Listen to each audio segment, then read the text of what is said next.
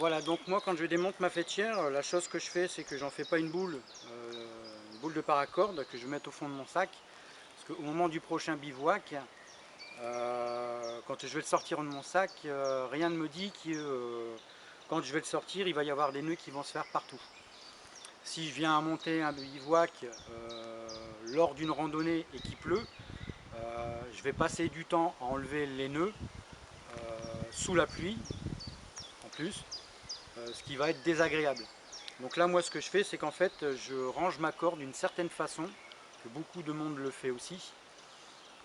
Donc moi sur ce montage en fait, sur cette faîtière, je laisse les montages que j'ai dessus. Donc j'ai deux nœuds de prusik que je les laisse dessus, ça me permet de ne pas avoir ça dans un sac ou dans une pochette qui se balade.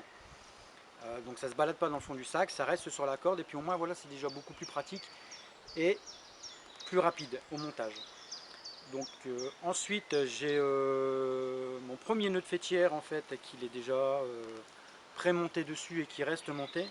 C'est le nœud du trappeur, dit le nom du nœud du baroudeur. Je mettrai un petit lien dans la vidéo sur ce nœud, j'ai fait une démonstration dessus. Donc voilà, je vais, comme vous pouvez constater, voilà, hop, il va falloir dénouer tout ça. Si j'avais sorti ça du sac et qu'il était en train de pleuvoir, ça n'aurait pas été sympathique à ce moment-là.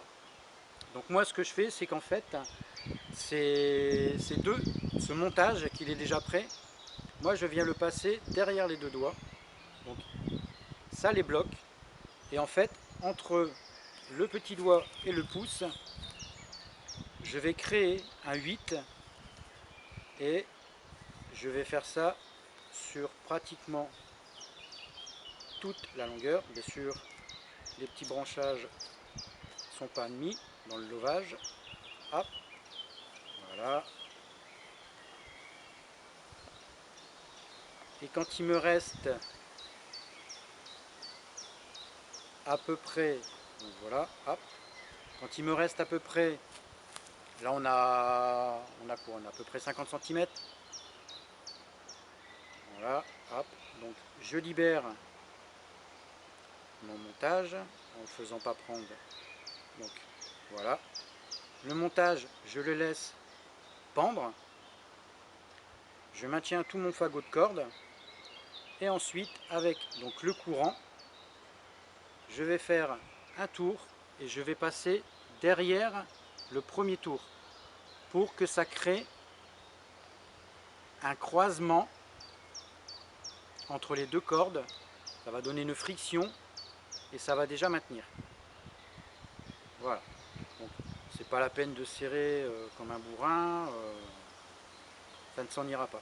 Une fois ça fait, je passe mon doigt dans le courant je le passe du coup à la place de mon doigt, hop, je serre, une petite tension, voilà, j'ai mon fagot de corde qui est lové et que je peux ranger tranquillement dans mon sac.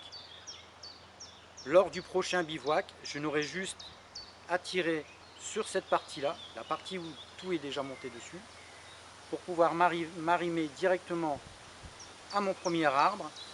Une fois arrimé à mon premier arbre, je vais pouvoir tirer et mon fagot va se dénouer tout seul sans avoir de nœud. Voilà pour le lovage de corde. Allez, ciao, bye.